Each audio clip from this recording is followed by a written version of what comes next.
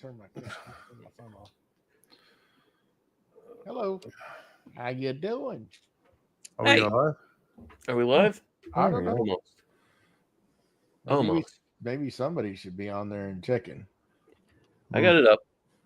I got it up. I got it up. We're doing it. We're doing it. Surprise! Look what I can do. There we go. We're live. We're up. We're up. All right. Fire it up. Fire it up. It's one of those days. It's one of those days. All right. All right, boys. Y'all ready? Lower. Lower. You ready? Welcome to the Silky Smooth Sounds. Shut up, Matt. You always got to take it that little, you just got to go. You just can't just stop. There is no stop.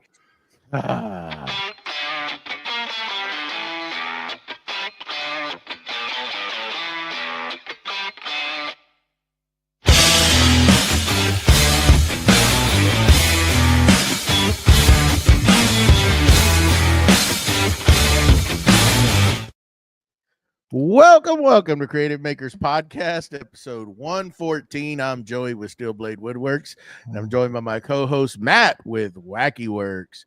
We're missing the other guy. He's on the road somewhere, Mr. Rosy Red Cheeks BJ with Byroms Custom Woodworks, and the mostest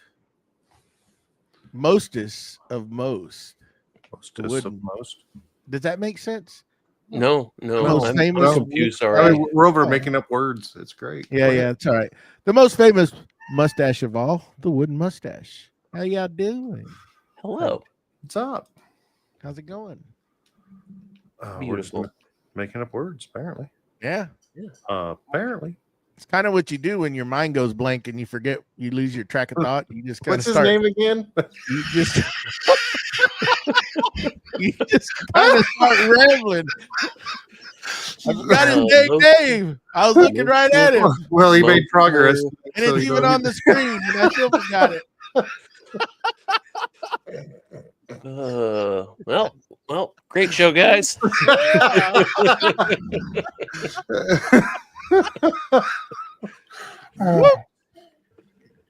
Oh boy, Been a long weekend there, boys. But I'm back. Yep. He's back. I don't know where I'm back at, but I'm back. Mm-hmm. Anyhow, let's get it going. Yeah, let's go. Well, because we are missing Mr. BJ tonight, I will roll with his segment that we like to call Let's Glue with You. And in no particular order, I'll start off with Mr. Joey. Let's glue with you. I got a lot of things. Don't know where to start. It's going to be a busy week. Mary Poppins says start at the beginning. Really? Oh. Maybe I have to listen to that. Just got back in to the shop this week. We were gone all last week and lost a lot of time doing some things. We're going to have a trip coming up that we're going to be gone for quite a while. So I got to get some things going in here. Got a lot of things to do.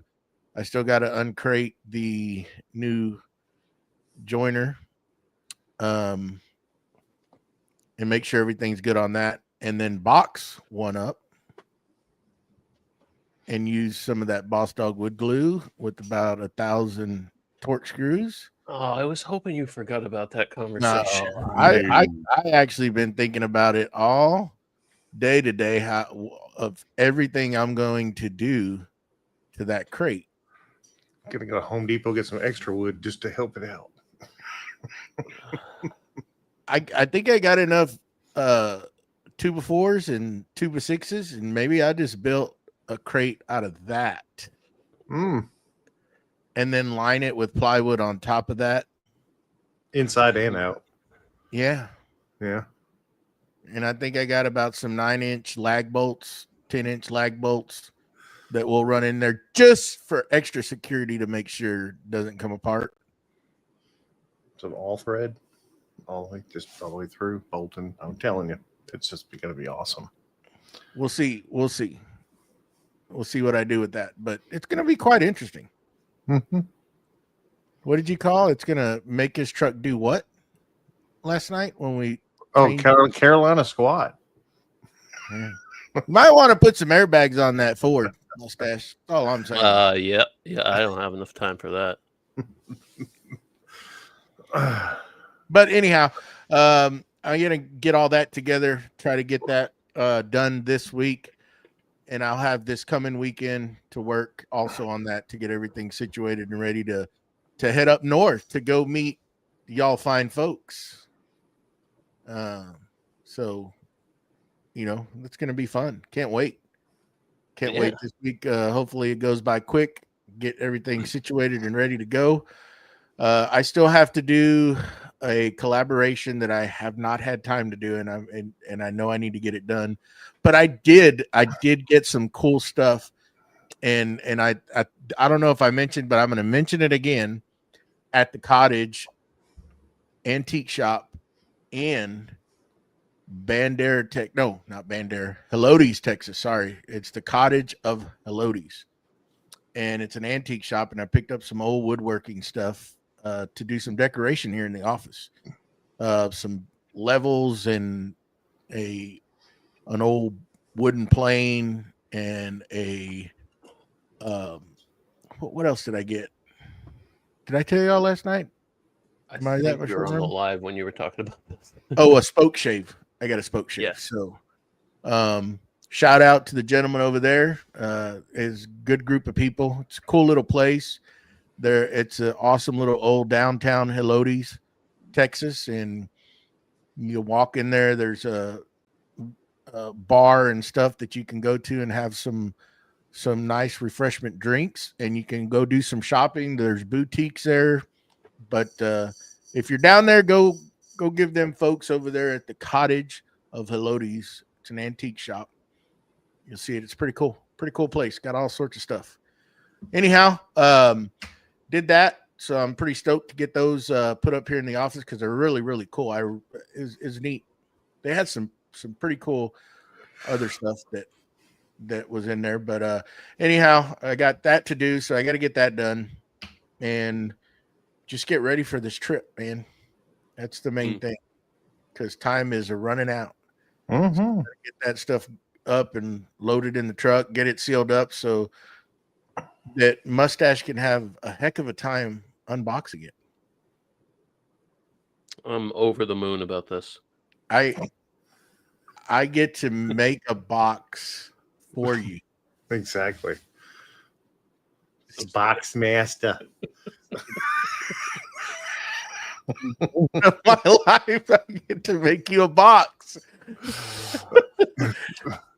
with some wood glue, with some of that Boss Dog wood glue. I may even just add some CA glue into it. Why not? Might as well while it's holding. Yeah. And just line it with torch screws. It's gonna be great. Now I hope you do a reel taking it apart when you get it. Oh, I got crowbars. I got everything. I got sawzalls. We're gonna have a good time. Mm-hmm. But anyhow, that's what's glue with me this week. What about you, Wackerle? Oh, took a detour and wanted to run a new water line for outside with that's not regulated. And so your regulated water line inside your house is between 50 and 80 PSI. I think mine's running at 75 PSI. So I ran that line and ran it out for a spigot and hooked it up, checked the water pressure on it. I have a pressure regulator or a pressure indicator, and I'm running right about 125 PSI. So I got a little bit of a jump. Sprinklers were able to shoot out a little farther. Water the backyard. Grass is growing in the backyard, I'm happy to say. It is pretty thick. As I said before, a whole bag of 80 pounds or 50 pounds of seed was put into one location. So it's The bag rip. Forgot about that. it's slowly grass going on top of grass, going on top of grass. But it is working. Pretty thick in those areas. Got that done. Got the rest of the fence posts like uprights. Yeah. I guess it would be called to cover up the actual posts. So I got those done. We decided on the landscaping, what we're going to do in that corner area. Got all that stuff ordered. I'm over here knocking around my microphone. So I got that stuff ordered. Going to do 2 Japanese maples, and then the ground cover will be purple thyme or thyme, however you want to say it. It's THYME. So it's just a ground cover that takes over. It'll just stays purple in the spring and summer. So that'll be a good ground cover. Got that done. That's about it. That's about all I got done. My wife turned a couple pins in the shop. We're actually turning these pins for charity that we're giving away to. So she's knocking out those. That's about it. Not very, very boring on the Wackerle side, as we are trying to. I leave on the 18th, which is Thursday. I leave out for Myrtle Beach, and we'll be driving to Michigan and then flying back here and then heading to SplinterCon next week. So travel. Con. Okay. Can't help it. So that's what's glue over here. What's glue over here. So what's glue with you there, Mustachio? I heard you were getting it. Yeah, I got some tools out and did some stuff. I got that rock steady table. I think it showed up Tuesday or Wednesday. I got it assembled Friday/Saturday, and took a trip to our big box store and bought 4 sheets of ply. And wow! I got two sheets broken down. The other 2 I ran out of time, and yeah. Man, we really stoked the fire in you, didn't we, I'm last telling night? you. Hey, you guys bust my balls. I'm gonna retaliate. Hey, it worked. We need to keep doing that. I'm telling you. Jerks. I like my procrastination.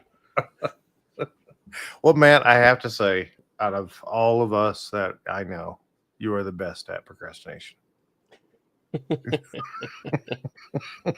Don't let anyone tell you different. Exactly. Hey, I will not. Trust me. I believe you when you say you're the best at it. Oh, I sure am. So, yeah, I'm gonna try to. I'm still trying to figure out how I'm gonna do the base for that, because I want to kind of do a mix of sustainers. I'm gonna use Tyler's sys rails for the sustainers, and on the other side, I'm gonna do some drawers and probably a small cabinet below the drawers. Probably do like 4 drawers and 1 big cabinet under it. So, yeah, but I'm still trying to kind of work on that model just to give me some rough dimensions. And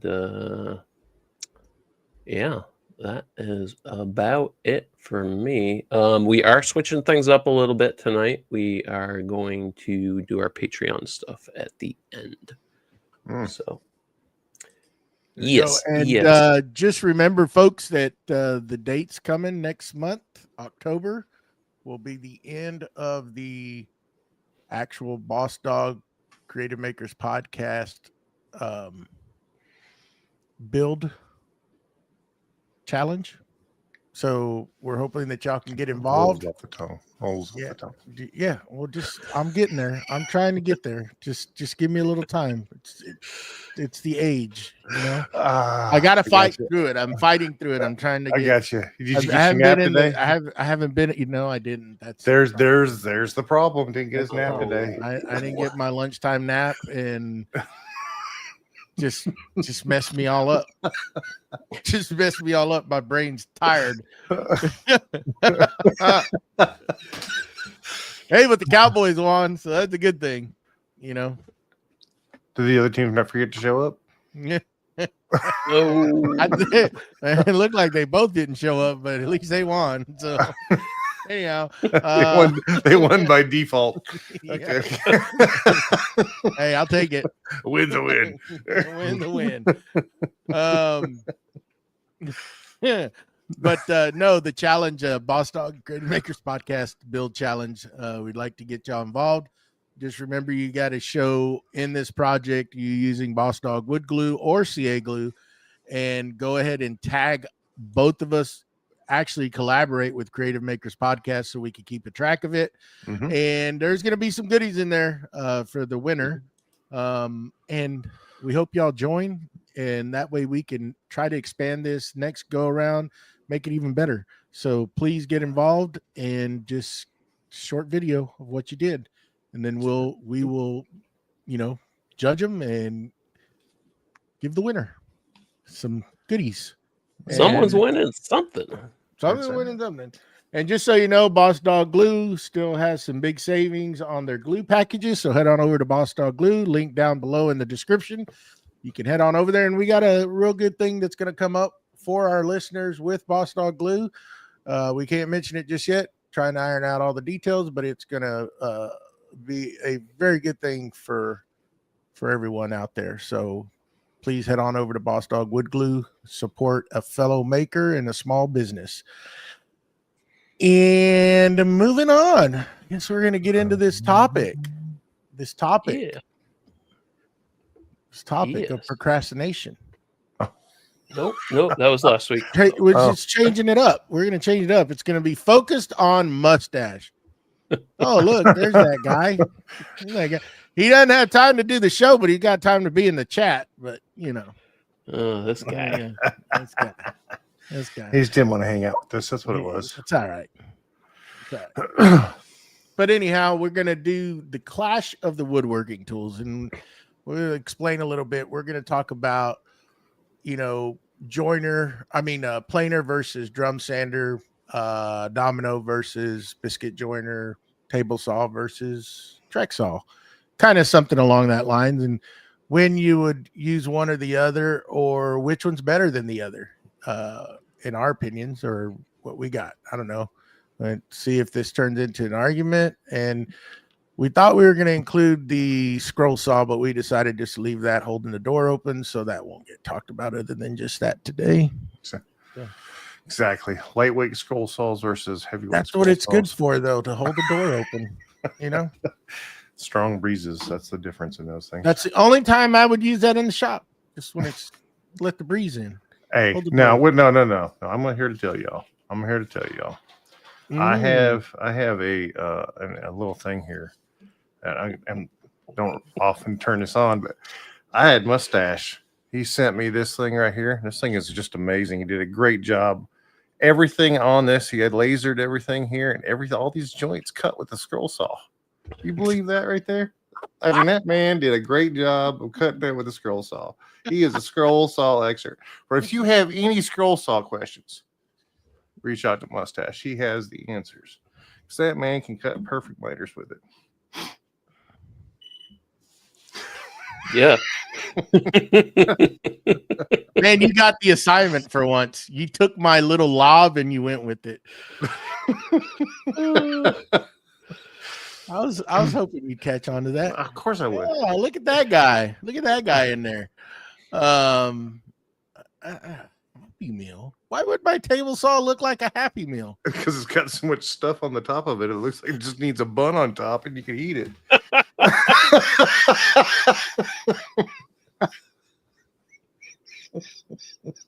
Hey, this is about Mustache right now. Not about me. Yeah. Not about me. And but for all your questions and concerns, please reach out to Byroms Custom Woodworks. He can't mute me today, so we're gonna have fun with this. And he will answer all your questions. Look at JP. He's on the side. There's JP. Look at JP right there. So anyhow, who wants to start it off? Which one do we want to choose first? Which one do we want to go at it? You pick it. I take it. Let's do the table saw. Because as I just used the track saw, I will favor. I didn't get a track saw until way late, and kind of kicked myself for waiting so long. Mm-hmm. Because I have 4x8 sheets of plywood, and I have no problem sliding those into the truck and getting them to the house and stuff. In my little 1-car garage shop, those aren't super easy to wield around and whatnot. So breaking down sheet goods with the track saw has been a godsend for me. I'm not doing that like precise. I'm doing more like a rough cut, and I probably will with the track saw, because those are bigger panels that I'm gonna have to put on there. But I like both. I'd favor the table saw more. But it's the specific application, you know. When I had my old Bosch contractor table saw, I ripped probably 3 or 4 sheets of plywood into French cleats out of those, and it did a great freaking job. Had a roller in the front and the back, did it all solo.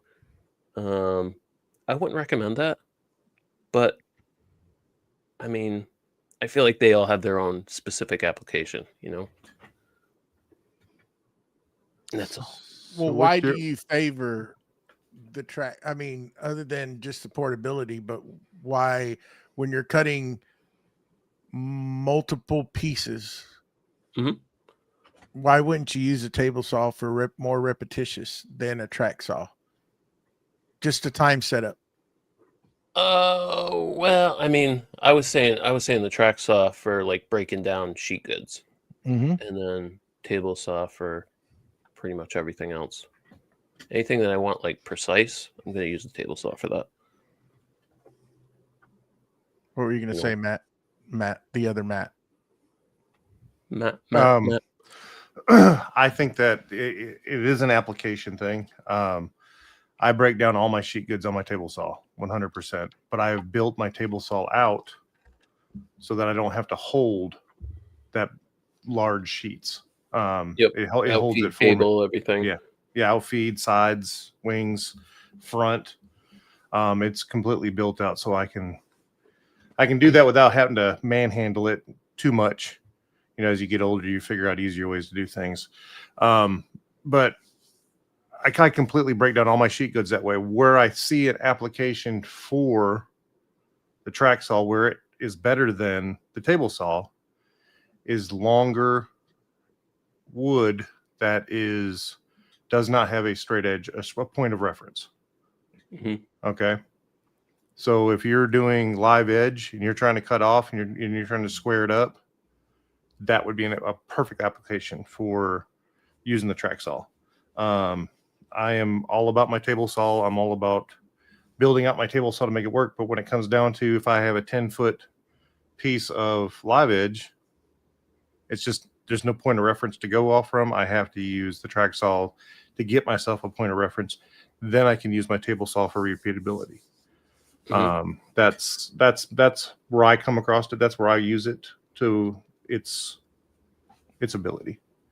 I don't know about you guys, but that's what I do. I like the table saw, a cabinet saw. I'm gonna take that back. Okay, cabinet saw. A unisaw. A unisaw. Unisaw. Cabinet saw, unisaw, however you want to call it. Because it's more stable. And when you're breaking down bigger sheet goods, I feel more comfortable doing it.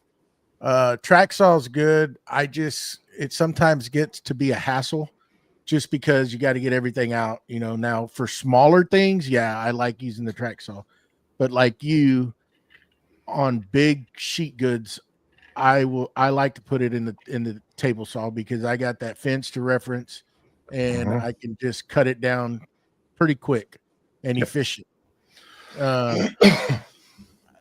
When you have, like, for instance, like Mustache is, a smaller shop, and you don't have the maneuverability, and you may not have that space to the right side of the blade, or I should say right side or left side of the fence. I should correct that. Then yeah, track saw would come in, or portability if you have a cordless one, which that's the one you have, right? You have a cordless track saw? Mustache? Yeah, I do. Yep. So yeah, mine's cordless. That comes into place to where you could take that to, like, maybe you don't have transportation for a whole sheet, and you could take that with you and break it down at the big box store, wherever you buy it, just transport it. I hate trying to do that because sometimes you miss out on materials because you pre-cut it that way. And then, if you would have been able to bring it in the shop and lay it out, you could have conserved some material, and got pieces, very useful pieces out of it. And I think sometimes you kind of screw yourself in a way, I guess, by having to do it, but you got to do what you got to do. Right. Yeah. And I want to interrupt you for one quick second, Joey, because there's a website. What is it, like parts list, or there's a website there you can plug in what you need, and you can put in, like, I have 3 4x8 sheets of plywood, and you can give it all the dimensions and everything, and it'll go through different versions and, like, figure out the most optimized, like, way to cut those out and everything. Cool. I think it's like Parts List Optimizer or something. Is it free? Yes, it is. So you just how like, I don't want to get off. So you'd have to enter in all your pieces of what you're going to cut. Yep. Put that in there, and then you say, I'm going to use 3 sheets of 4x8. Oh, okay. And then it'll cut list. Thank you, Steve. Cut List Optimizer. There you go. Yeah. Really? Yeah, that's a good website. Yeah, if you pay for SketchUp, it does the same thing. Well, good. I don't need to learn what Steve said. Cut List Optimizer. Huh. Guess I never heard about that one. Thanks a lot, guys. You gotta learn about it. So, it's simple. Even a caveman could do it. Really? Jeez. But going back to the table saw, and and also with the table saw, what's harder to do per se, if it's tweaked out, if you got it set up right, where you can use a track saw. I'm not going to say you can't, but it's got to be set up properly, and you got a lot of different things you got to take into calculation. But when you're starting to cut miters and starting to doing different operations like that, it's much easier on the table saw than a track saw. Definitely. And that's where I agree. I would have to say, a lot of people say you can do away with table saws. I'm one that says, why would you? Why would you get away from that? Because you're not just going to be always breaking. Well, if you're doing cabinets, yeah, you're just going to be breaking down. You could use a track saw, and you could make it. I think it's going to take longer. I think but so too. When you start getting into special things that you're wanting to do, let's say you want to do tenon, half lap joints, or let's say you want to cut some tenons for some mortises that you made. It can be done with the dado stack on. You don't even need a dado stack. You can just use your regular blade and make that do that cut on a table saw. There's a lot of things, 45s or different angles that you need to do. And then getting smaller rips of material. You're not going to be able to do that with thin rips and stuff. Yeah. I mean, you can do it. I've done it with the track saw, but you got to end up stacking up other wood to support the track. And then if it's not held down just right, it's going to move on you because you don't have that grab strip underneath the track holding it as much, like as when you're throwing it across a whole sheet of plywood. You don't really need to use clamps, or you can use, the Forge 3D vacuum pods now that they're out. Little plug there for Tyler.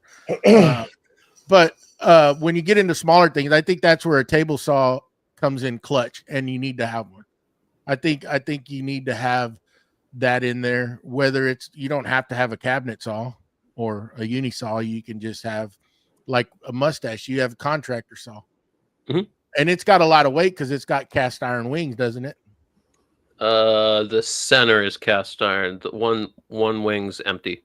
But I just think though that when you have a good saw that's weighted down, it's a lot more stable when you're trying to do big cuts. Because I've tried to cut on a contractor saw, and I have ripped big sheets of plywood down. But that thing is the most unstable deal. You got to be very careful when you're using it, because you could just start pushing the saw across the floor, or it tries to tip over on you, et cetera, et cetera. But yeah, anything else? You got any other input, Wackerle? I just think that again, if we're just comparing the two, I've thought about it just for a little bit here. Having a smaller shop, you have to think about other ways of being able to do the same things that you can do with a table saw. Where a larger shop, you have the table saw is the heart of the shop. That is, you have so many attachments, so many jigs that you can put on your table saw that you use it quite often. Okay. Yep. And I don't care if you're doing, like he said, half lap joints, or you're doing blinds, or whatever it is that you're doing with it. You can do it on a table saw, where you can't efficiently do it on a track saw. You have to bring in other tools like routers and stuff like that to be able to do the same exact thing. You can do the same exact thing, but you have to bring in multiples of tools, and that's where a track saw is limited. It's limited for its rip capacity or its crosscut capacity, and that's it. In my opinion. That's a good point. Like, think of all the jigs that you can build for your table saw, whereas and those can be super specific, or like, look at all the I have a few different like mag switch feather boards, and I actually have their thin rip guide and stuff, and that was part of the reason upgrading my table saw to cast iron, because those mag switch, God, I love those repeatability little jigs and everything. They just help out so much, and you're not going to get that from a track saw. No. Like in those custom jigs and stuff. Like, yeah. Now they do make jigs for the track saw, and I've never used any, so I can't speak on them. But they have like a right angle. They have the and I think they have a guide one where it steps over automatically. Like you can slide it over. I've seen something like that, but you're trying to build what a track saw does. I can see that. And I guess that's because that's what it's trying to compete with. It's trying to manage that for you, so that you don't have to have one. It doesn't do everything that a track saw can do. So, or that a table saw can do. So the quick adjustability. Like you can go from a 2-inch rip to a 3.5-inch or 3 7/8, whatever you need. It's done quicker. Now I know you could have, they have those rip, what are they called? Oh my goodness, I can't think of it. That hook onto your track, and it allows you for that repeatability, or you can adjust to different sizes, right? But now you're having to handle a track with those two things hooked onto it and adjust. Parallel guides. There you go. Yeah. So you have that, or like Festool, they have a right angle attachment that they have like a compass sort, and it has a fence that goes on it. But now you have to finagle with all that, right? Yeah. Now and you're having to mess with all that, and it's good. Yeah, it's good if you have the ideal setup that I think, like a 3, the MFT tables, where all that set up, and you have that track just sitting there, and you can drop it down and you can break stuff down. Now, a setup like that, if you have it, yeah, I could see you getting away from a table saw, because there's other ways you can use a router table to make your different joints, to help you make your different joints on your smaller pieces. Now, what you're not going to be able, well, I mean, you can do it. I've done it. Like, say you're going to do, a dado in a piece of plywood so you could connect, a shelf to it. So you want to drop dados in there to do all your cabinets. It's harder to do that on a router table. It can be done, but it's harder to make those dados on a router table, because now you're having to handle this big sheet of plywood or this a piece of a panel, versus sticking it in a table saw and setting it up on a dado stack, and you can just run it through there. So, there's good things. I think a table saw is something that I would never do away with it. There is people that say it. I mean, heck, there's BJ in there saying he could do away with the table saw and just use a track saw and a bandsaw. Okay. Well, I mean, everyone's different too. You have specific things that you're working on or planning to work on. Everyone's different with what they're doing in their shop. Yeah. Go ahead. I was just going to say, and some people don't have the luxury of having a big shop. They just don't have it. So it all boils down to that, right? If you can't have one in there, then I totally get it, right? You got, like you were saying, you got to just make with what you have, right? You got to be able to, if you can't do it, you can't do it. Some people will have a table saw and pull it out into the driveway and use it. That becomes cumbersome. I could see where it's a pain, and you don't want to have to do that, especially on bad weather days. You're not going to do it. So, a track saw could come in. Now I think you're going to, honestly, you're going to have a little harder time doing certain things, but you can get it done. Just got to be safe about it and figure out good ways to do it without it, What were you going to say, Matt? No, I agree with you 100%. And I was just going to touch base on, again, it just depends on the size of the shop, depends on your layout, depends on how everything is set up for you. And if you're used to just doing cabinets, this, that, and the other, and then all of a sudden you go into doing tables, now you have a totally different setup. One place I would say that a track saw helps out is cutting up and squaring up a table. That's a huge piece of wood to move around, especially like if you do a river table or something like that. You have a lot of weight that's sitting there that you've got to move through there. Now, will it cut with a table saw? 100%. It'll cut every single time. Is it the easiest thing to do? No. I can just tell you from experience. And when I got the track saw, I was able to square up the other side and cut it. It made it super easy. Didn't get no burn, nothing like that from the edges from the saw blade. It's a lot of weight to move. So when it's a lot of weight, that's another place that the track saw excels. Yeah, definitely, 100% agree. 100% agree.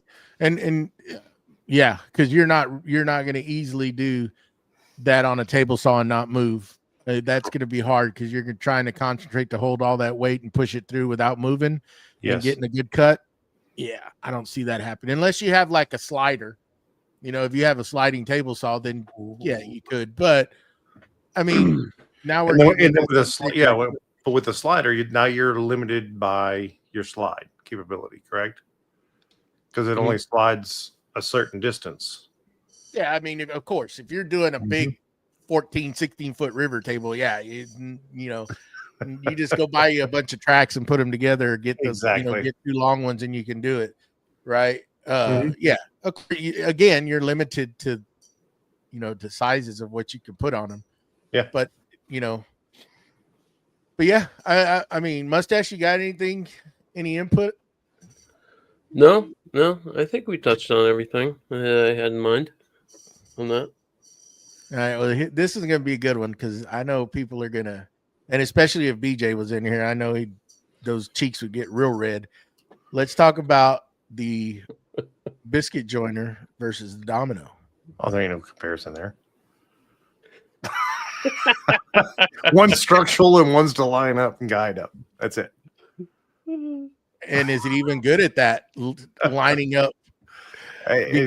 Because I've used a biscuit joiner and I hate the dang thing because it's really not a good fit. There's a lot of movement in there. So, you know, in one way it's good, but it's not like a domino. A biscuit joiner, you're going to have some movement in there, and a lot of times you're working even harder to try to keep things lined up with a biscuit. This is my opinion with a biscuit joiner. I mean, it was a good thing. They're a good thing, and people still use them, so I don't want to trash on it too much. For myself, I'd never waste the money on one, especially now having the domino. You know, I think the domino is well, but even then, yeah, Steve, the domino and the lamello are a good comparison, but you're talking we're trying to keep it to where what some people may be able to compare, because a lamello gets pretty pricey. It's a lot pricier than a domino in a certain aspect, you know. But so, go ahead. So okay, so let's what else can you do with a domino compared to a biscuit joiner? Okay, what else can you do? You can't do basically anything else with a domino that I can think of. They're made for cutting dominoes. They're made for, Hold on real quick. Okay. Mr. 3, I'm not saying the lamello is not a good comparison. I'm just saying a comparison of what might have, because not a whole lot of people are going to have a lamello in their shop. So we're just kind of trying to keep it. I just wanted to stress that because I don't want people thinking that I'm saying here that a lamello is not a good comparison. That's not what I'm saying. We were just going to compare the joiner with the domino. I mean, the biscuit joiner with the domino. Yeah. So, I mean, there can be a whole conversation on the lamello versus the domino and how Steve's saying, you know, you got knockdown connectors. Yeah, but we're not going to get into that because that's way like. Well, for the first thing everyone's talking about right now and everyone's got in their head is connections. Okay. A biscuit joiner was never really made for a structural joint connection. It was made to help line up. Okay. They have a wafer board in it. I think it's actually made of basswood. They're not very structurally sound, but other things that you can do with it is say like splines in your corner joints of your picture frames or stuff like that. You can use those for those because it's a 1/4-inch joint, 1/4-inch piece of wood. Those are things that you can use with that. Another things I've done with it is I've cut a board and just slid it all the way down. And now I have, instead of having to turn my table saw sideways and cut it that way, I just turned it on the board and just ran it all the way down with it. And now I have a 1/4-inch piece where I can run in my my spline in the middle of the board. So there are things there are benefits to having one. Wouldn't you use a router for that though? You could use a rabbit joint. Yeah, sure. Yeah. Or like I said, you can just go center up and use that. So it does have its uses. Are there other tools that can use it? If you already have one, I don't see a reason of getting rid of it. Yeah. S-clips for, yeah. Yep. Tables. Yeah. So there's other things you can do with it that you can't do with a domino. A domino, to me, has a specific purpose of using a tendon joint to connect two pieces of wood. That's what it is. Yep. And it's not 100% structural, but it is structural. It's a heck of a lot more structural than a biscuit joiner will ever be. Oh yeah. So I think to me, they're two different pieces of equipment. Totally. They don't compare. I mean, I skipped right past the biscuit joiner and I went right to the domino, and I'm happy with my decision. I I see the benefit. I mean, I've done edge banding on plywood with the domino, joined shelves together. I've used that domino a variety of different applications and projects and stuff, and I'm always so happy that I bought it. It's just so slick. I love the domino. Okay, are y'all familiar with the lamello? Do y'all I know am what not. it is? I do not. I googled it. I just know by the pictures. Dowel jig. There's another But dowel one. jig is for lining up, but it's not going to give you, a Structural. structural No. joint. And the reason I don't want to get too far, because they keep saying the lamello, or then there's the Mafel. Okay. To me, the lamello is good. It's for breakdown. You can break things down, but is the lamello going to give you a structural joint? Google it real quick, Matt. Mustache, did you Google it? I just googled the tool. I didn't see what the connector was. So it's a lamello biscuit joiner. Is that what I'm looking Right. at here? It's pretty much, but it has a special thing that it does in their breakdown joints. Anyhow, I'm not going to waste the time to try to talk about something that y'all are not too familiar about, because it's just going to take too much. But I mean, price wise, there, if you're going to get price wise, there's on the 500, which is what mostly everybody has on the domino, versus the lamello. You're talking about $800-900 difference in price. The lamello is a little higher. Well, I think if you buy the kit and everything, I'm not too accurate on all those prices, but I know what the domino costs. And then of course now, getting into structural, you can go to the 700 Festool Domino, and then that'll give you those bigger joints. You can do bigger things, like for doors and tables and stuff.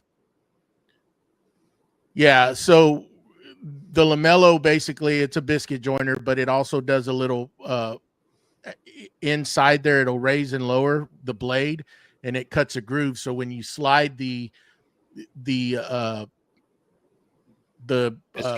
biscuit of some sort, yeah, it actually grabs. It has a lip, and it grabs in there, so that you could use it for like you could put like your kick plate on your cabinets, or whatever you want to call them. I don't know. I'm not a cabinet maker, but you could put that down, or you could put face frames on cabinets, and they can be taken off, right?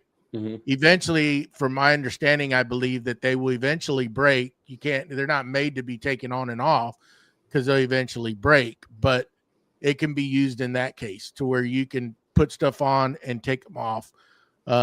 And they snap together, and they can be used, like if you're going to glue a face frame on, you can put those on, apply your glue and put that on there, and it'll hold it in place while the glue dries. There's other versions. I'm not too familiar with it, so it seems like a one purpose tool. Am I pretty much correct on that? That's just there for biscuit joints and doesn't do anything else, right? My understanding, yeah. I mean, a domino you can use for other things. There's other purposes. I think a domino has a better use than that. There's going to be people that are going to argue that, Mm-hmm. But like anything else, they're going to argue it on any other tool. So anyhow, I'm not going to. We can move on and go to, let's compare something like, what about a planer versus a drum sander? So gather your thoughts. What do you think? Well, I only have a planer, so I'm out. No, you're not. I mean, no, you're not. You're not getting out that easy, dude. No, you're not. I mean, just the thought process behind it. I mean, I have both. I use both, and that's because, yes, my planer. I have straight knives. I don't have a Helix head or anything like that. Be a lot cooler if I did, but I don't. Not with that attitude. Exactly. I see it. Planer works great with a added joiner. So it's going to reference whatever it references down below is what it's going to reference up top. And then if you don't have your outfit, wouldn't that go with the drum sander as well? it Do you does. need that joiner? Yes. Okay, go ahead. Sorry. But the drum sander is a little bit more forgiving as it doesn't rip into material as deeply as what a planer does. It has those teeth. It'll give you snipe at the end of it if you don't have your alignment set up correctly, where it'll give you snipe on a drum sander, but it won't be as pronounced because it's not going to take off as much material because it's sanding. It's not grinding. Yep. I just see it. I see a better finish off the sander than I do off from the planer. So to me, absolutely. It's a finish tool where a planer is a roughness, getting it down to within, your 32nd or whatever. That's my opinion on that. I mean, it's just like Sean said, thickness planer and finish drum sander. Exactly. That's the difference. To me, that's why you need both. Or you're going to sit there with your your hand sander and sand it down if you don't have the drum sander. And that's fine. If that's what people want to do, that's fine.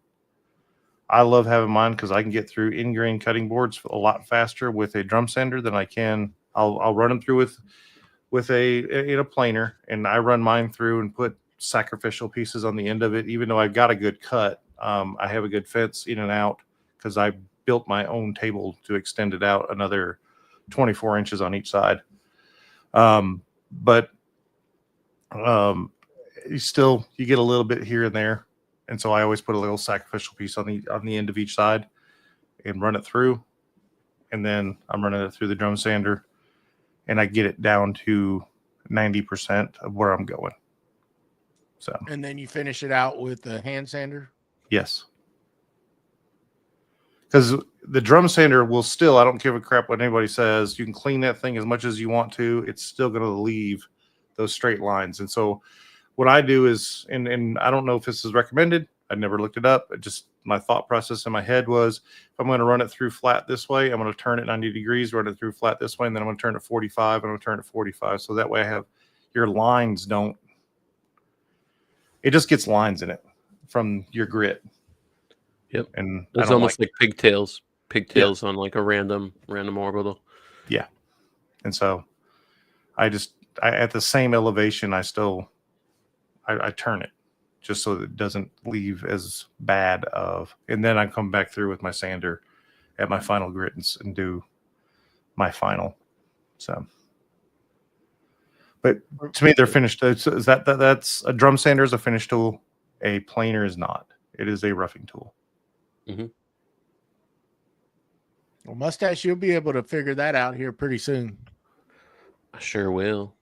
I mean, like it's those fragile things, like I've cut some, shocking mustaches out before, and I wouldn't dream of throwing those through a planer. Are you kidding me? They'll just destroy themselves.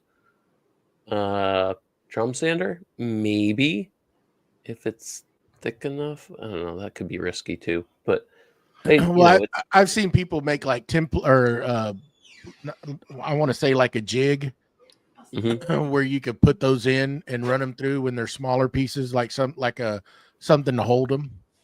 Yeah, kind of like box it out. Yeah, like a reverse template almost. Yeah, I've never ran anything through less than 6 inches. I mean, it literally states, I believe that on the instructions, don't run anything through 6 inches because it could grab. So I don't. In length. 6 inches tall? Length. Oh, length. Oh, yeah. I mean, it can be narrow, but length because those blades are there. Yeah. But I'm talking a drum sander. Yeah, Is that what you were talking about? I thought Both. you were talking about planer. Both. They have reference guides on both sides. Right. But what I was saying, I've seen it before where they made a jig and they use like maybe double-sided tape and hold them down. Yeah, that's for Yep. yeah. So you're using it's a sacrificial or not a sacrificial. It's just you basically make it a sled. That's what you're making. Yeah, pretty much. Yeah. Yeah. I mean, that's what it is. They Mhm. run it through there. Yeah. Yep. So you can do the sanding all at once on a bunch of them on the small pieces. Sanding. I would say yes. Going through that the planer. No, not through a planer. No. I wouldn't do that. No, I was talking about a drum sander. Okay. No. Yeah. I could see those things just getting pulled up into there and causing Hey, havoc. look, we have confetti. They're confetti stashes. You blow the top out of that lunchbox planer. Yep, I would. I got one. Do we pretty much? No, go ahead. Anything. I'm up for anything. Go ahead. Okay. And this is something that I've really started changing over to with, and I know both of them have their speeds and uses in a shop. Tape measure versus ruler. Ooh. I'm still on the tape train. Okay.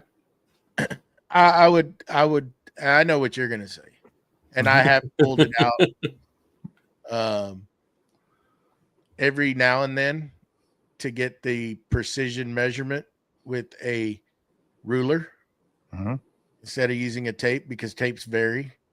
And if you're like me, it's just I grab what's right there, and sometimes don't use the same tape for the whole project, and I end up, there is variances in there. But I have grabbed it when I needed I had to get like pretty much right on. I'll grab. I have them setting everywhere, so I'll grab a ruler. Yeah, and either set it right on the table saw, like on the on the carbide, and measure over and make sure that I'm taking into consideration, because sometimes a tape measure will vary and you may be off, and sometimes you need to be like right there. Yeah. And you don't, So the ruler that you have right there, I know exactly which one you have. You can actually take, and I've taken the sander and sanded that edge down till it's exactly at 0. So my reference is 0, because it has about an eighth of an inch of metal. Yeah. And so I don't use this one. I got one out in the shop that is actually dead nuts 0. Yeah. And those are the ones I like. I just bought a couple more of them. They're all 24 inch, and they're also, so they're 24 inches on one side, metric on the other side, so I can reference both. It makes it a lot easier for me, especially because some of the measurements that are being called out in plans that I'm doing are in imperial, and some of them are in, so it just makes it easier having both measurements, for one. For two, straight edge guide. So now I have a straight edge. So when I'm doing layout, say I'm doing any kind of joinery or anything like that, I can actually do all my measurements, and then I have a straight guide. I don't have to go grab a straight edge to pull over and make a straight line. It's right there. I already have it. So it makes it a lot quicker for me. An old folding ruler too is another good one. I don't use them for accuracy as much, but I like my straight edge ruler, 24 inch, because if you think now, a tape measure, where it benefits at rough cut, bringing in, dropping everything out. So especially at the miter saw, when I'm bringing stuff into rough cut to get down to, I'm using a tape measure. It's just quick. It's accurate. If I got to do repeatable, obviously I have it on my miter station where it's locked in to make repeatable cuts. But if I'm just breaking stuff down to big sizes, boom, boom, boom, and then I'm using my ruler to actually get a fine cut of where I'm going to make all my cuts, or doing my layouts. So like right now I'm in the middle of practicing scarf joints. And I know that sounds kind of stupid. I want to practice scarf joints. I want to be proficient at it because they look complicated. They look fun. And so I want to lay them out and their back cuts and all the other cuts that are in them. I enjoy that. And so I've learned playing with a ruler, it's a lot quicker for me. So What about you, Mustache? I don't know. I do want to get. I know you and I were talking, Joey, about the those straight. What are they? Mechanics. Straight. Words are hard. Yeah, sorry, I just got a brain fart there. Yeah, I'm gonna get those, and I do use a. I got one of the woodpecker. I think it's a 24 or 36-inch T-square. I'll use the measurements on that. Sometimes, for the most part, I'm just pulling the tape. I'm not doing the other way. I mean, for one thing, like a ruler, with my eyesight, I can focus on these increments and I know them and I can see them easier. So sometimes it's a lot easier than looking at a tape measure.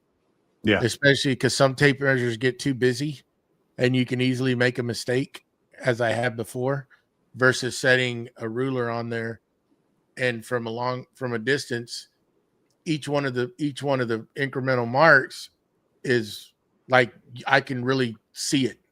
Yeah. So it's a lot easier and I can know I'm accurate on that. You know, even like my table saw, it's pretty much dead on. You know, using the scale on the fence. Yep. But I still always double check because there's been instances where I'm not paying that close attention and I think I'm on, but I'm really not. And when it's a precise piece, especially if you're limited on the material that you have and you don't want to mess up, because then you're going to be making another trip trying to source some more material. I always end up checking myself with the ruler right there, you know, and just making sure if it's plywood, like cabinets, but something real precise that I know needs to be right on, I can, with my eyes, I can focus on this a lot easier. I don't know what it is, but just I can see it plain as day versus a ruler sometimes. And Mustache, what you were thinking about, I was going to let you just keep thinking about it, but it's you talking about the combination square? No, I don't even know what the heck you were talking about. There are a bunch of straight bars. Oh, we were talking about now you made me forget the heck T-square? I was Like a T-square? Or no, they're straight edges, but they have it's called old Joey. He had me thinking, what the heck was this? I was talking about. We talk about a lot of things. I know I can't remember either. Okay. But anyhow, yes, I do remember that, Mustache, but I don't. I'm not crazy. No, you're not. You're not crazy, and I'm old. Are you talking about the T-square with a bunch of holes in it, and then you can? No, okay. No, I'm done. I'm done guessing. I think they're straight edges. We were talking about them one day, and they have scribe marks on them, but they're also used as straight edges, and they're thick, and they're made. I had found them, and I have some out there. I'm trying to remember the dang name of the company, because we were talking about them, and they were actually very affordable. Well, yeah, they're that, but there's a certain brand that I bought, Steve. But Blue moving ones? on. No.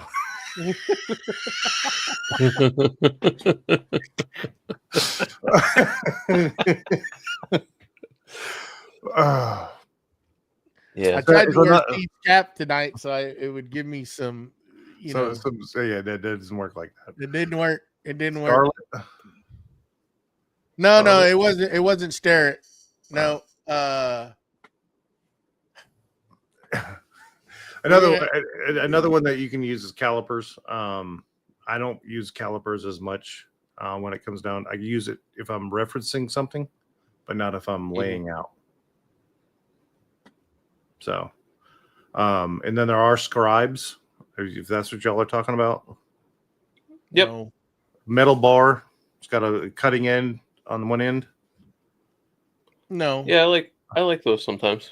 Yeah, I have those as More well. for marking, though, isn't it? Correct.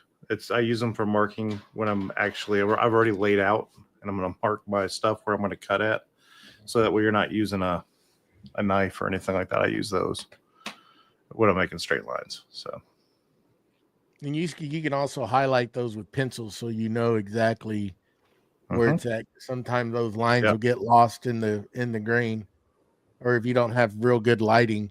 But those things are good to when you're like doing mortise and tenon.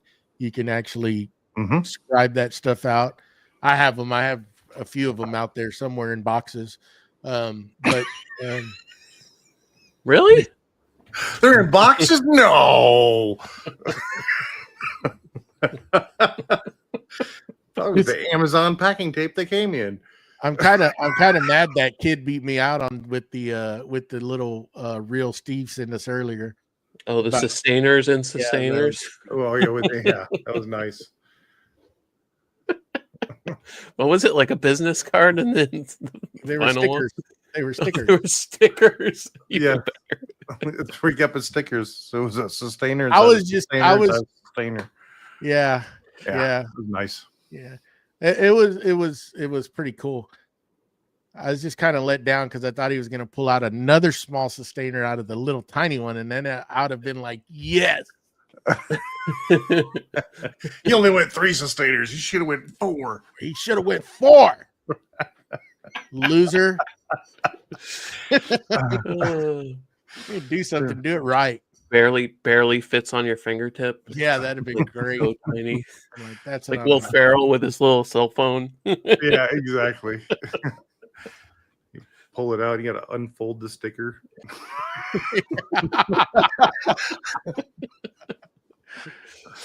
There could be a little surprise like what you got in your box. So, it could be just a very microscopic one, Matt. Exactly. Yeah. Self-depicting. Big. What else? What else is there?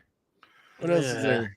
I would say one of the things that we could talk about is drill press compared to the portable drill press that Wackerle has, Woodpecker has. It attaches to the drill. Yes. Yep. So let's get away with the motor. The motors, we understand the drill press can have a bigger motor than the drill can have, but the capability of the portable drill press to the drill press. Well, I mean, in my opinion, there's really not a comparison to them because one's permanent, one's portable. That's the same thing as a table saw and a. Okay. You called me out on that. 'Cause I'm trying to think right now, and thinking is pretty tough right now. Apparently. Yeah. So give me your.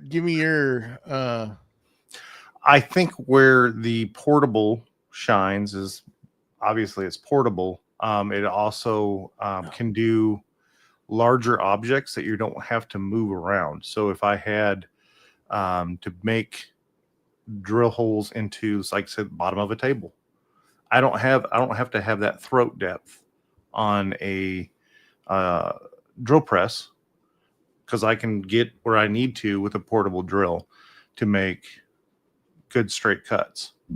I think where the drill press comes into is, and this, I know they make one that just does this, but mortising capabilities. Mm-hmm.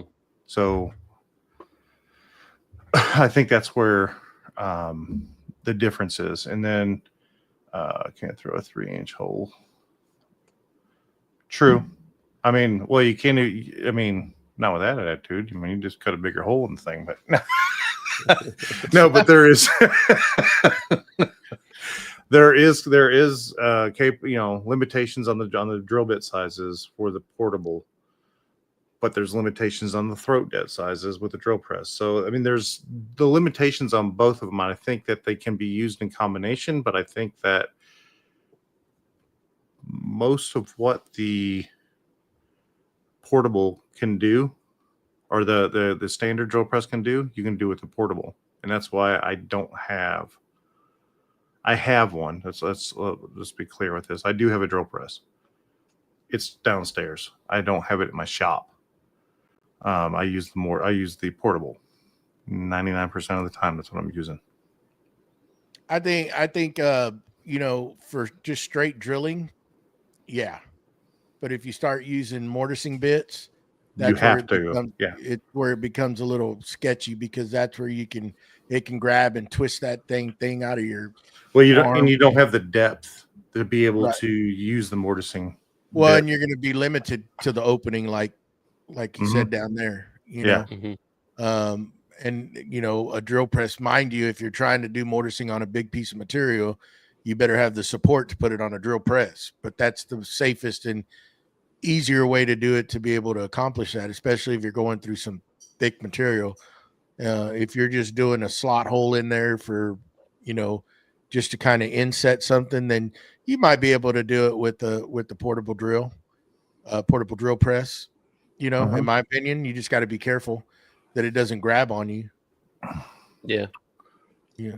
I mean, I've done some weird things with my little benchtop drill press, where I'm just like, this is massive, but I don't have the actual like drill one that we're talking about.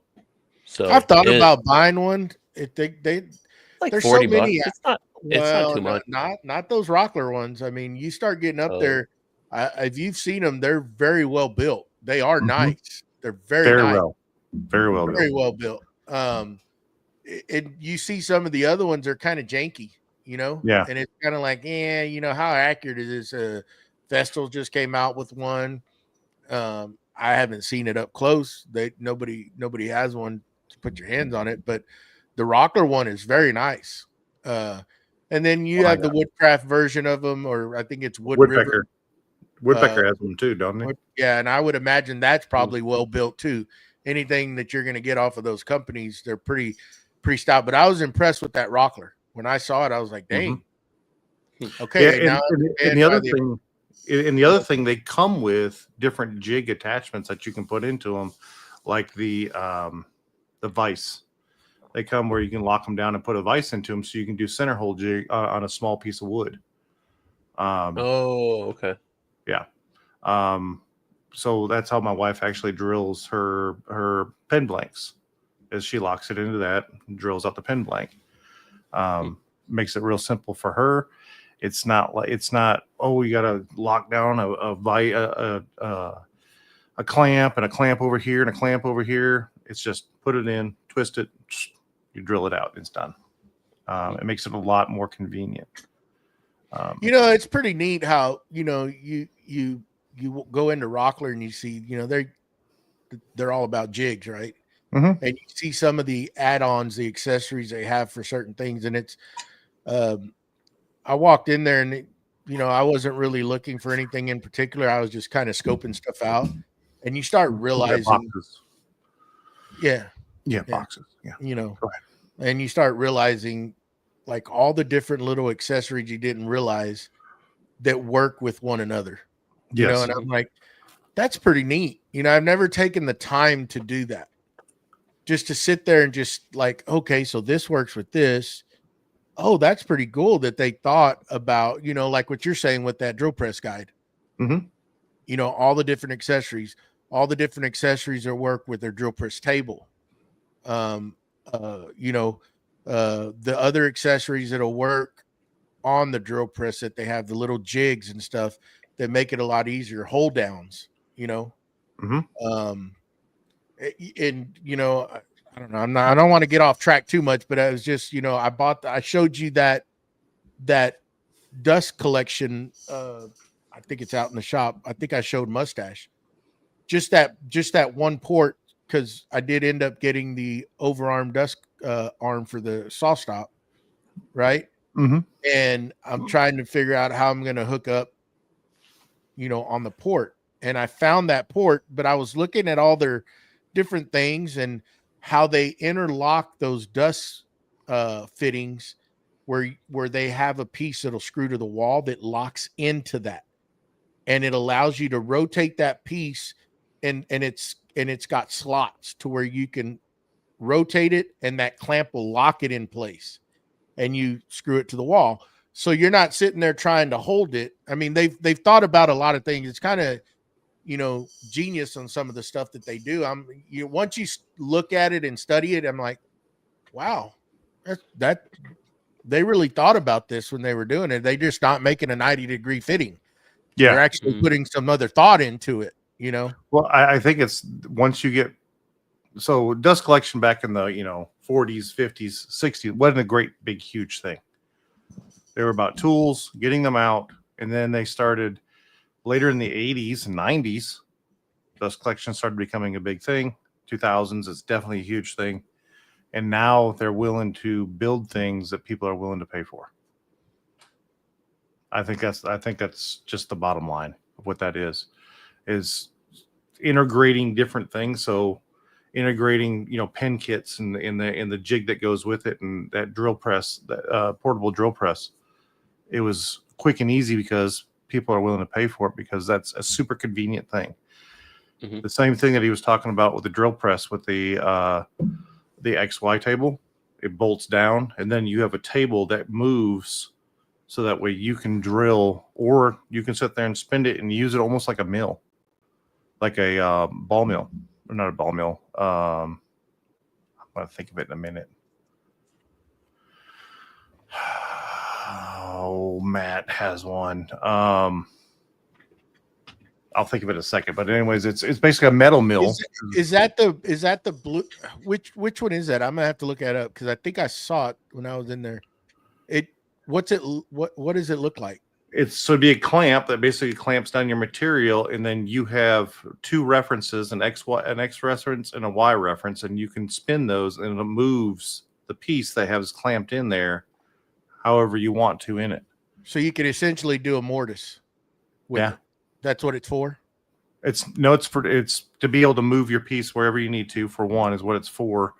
But, say if you have reference slots, it'll have increments of degrees that you can move that and drill your holes exactly where they need to be.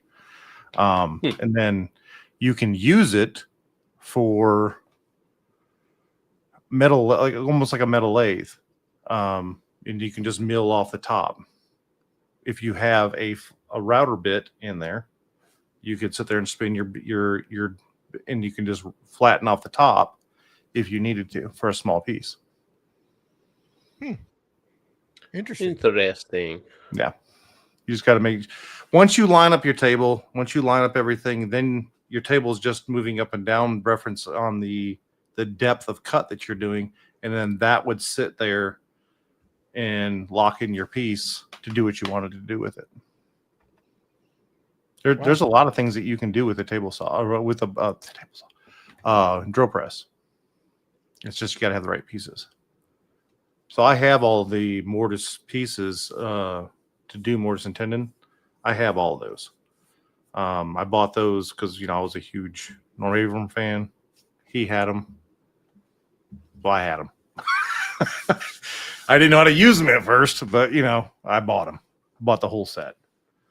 So I like it. Yeah. Me too. Well, Mustache, why don't we pivot and let's thank those milling vise. There you go. Milling vise. That's what it's called. Yes. well, members. We want to give a big old thank you to our Patreon people that are helping us support this show. And I will start with Scott from Willow Creek Lumber, Don from What's Next Woodworking, Victor from Whim Designs. I'm going to beat you, Victor. Tyler from Forge 3D, and Steve from Steve I Design. We thank you guys so very much. And if you would like to join them, you can go over to patreon.com/creative makers podcast. Pick your tier, and we thank you in advance. All right. Yeah. So JR tries to throw a question in there at the very end. We'll have to answer that. Do you want to answer that? Here, I'll put it up there so y'all don't have to squint. JR from Trey Studio Woodworks says, do you have a question? Do you need to have a table saw if you have a really good bandsaw? I think that they could be considered one and the same. Yeah. But I think that you have more chance for error in the blade with a bandsaw. Absolutely. Yeah. Because it can twist. It can twist. Yep. So as long as you have it locked in good and you have it drop down as much as you can have it drop down, so your twist doesn't come in as much, and you're pushing it slowly through the wood, I think that it works just fine.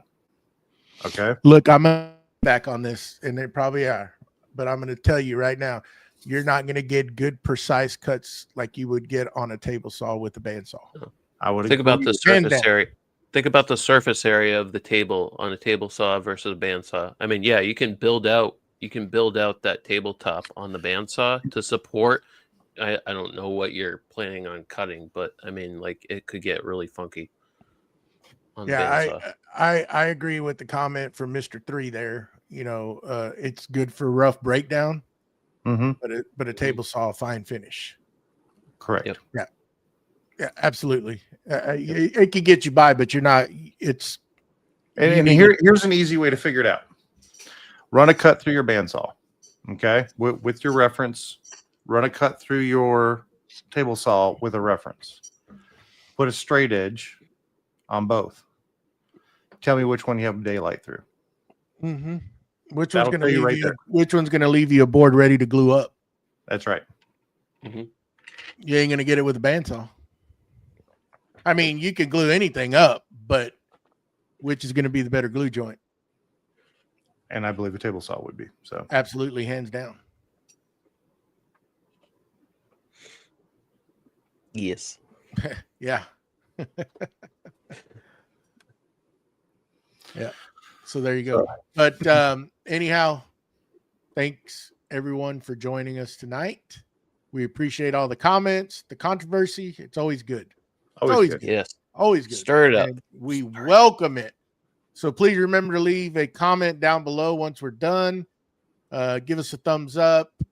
Share it to your friends. Tell them to come listen to us. Tell them to come give us hell in here. Because we like it. We like it. Yeah.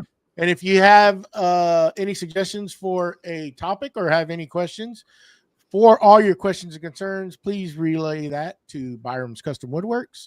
You can reach BJ on his Instagram, even here on YouTube, on Facebook. We have all his links down below. Just reach out to him. He's the guy to answer all your questions. He welcomes it. But for any show topics or concerns or anything that you want to tell us, maybe you don't like us, you can email us at creativemakerspodcast@gmail.com, and we will read it. And we will give you an answer, or, you know, just remember, just reach out all those questions to BJ. He loves the comments. Absolutely loves it.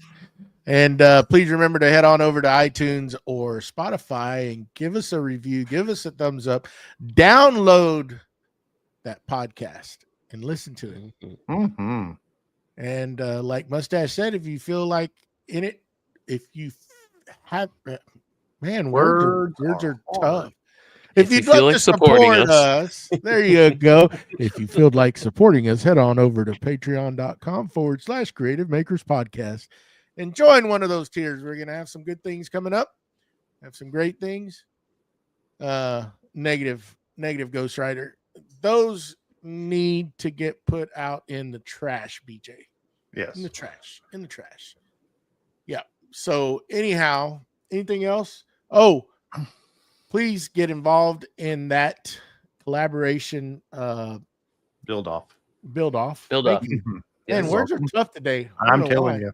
It's because I didn't have my nap. Just send all your comments through me, Joey, and then I'll filter them and get them back to you. Yeah. If I'm filtering we your can- comments, you know you're messed up. Oh We'll yeah. build we'll build Joey a Excel spreadsheet. There you go. No spreadsheets. Get on. Yeah, like fire. and follow Look first. for me. Please get involved in the build project with Creative Makers Podcast and Boss Dog Wood Glue. Remember, if you do something, please, the video needs to have you using the products and collaborate with us so that we can put it out there and we will share it. If you want to, tag us on our individual pages, we will share it as well. Until next week, let's see what's coming up. We've got Tyler. We got Tyler we on got- next week. we got Tyler again coming on. We're going to talk about Texas Woodworking Festival. It was a great time. I really recommend that if you've never gone there, go check it out. There's a lot of great people there, a lot of great vendors. It was a good thing to go to.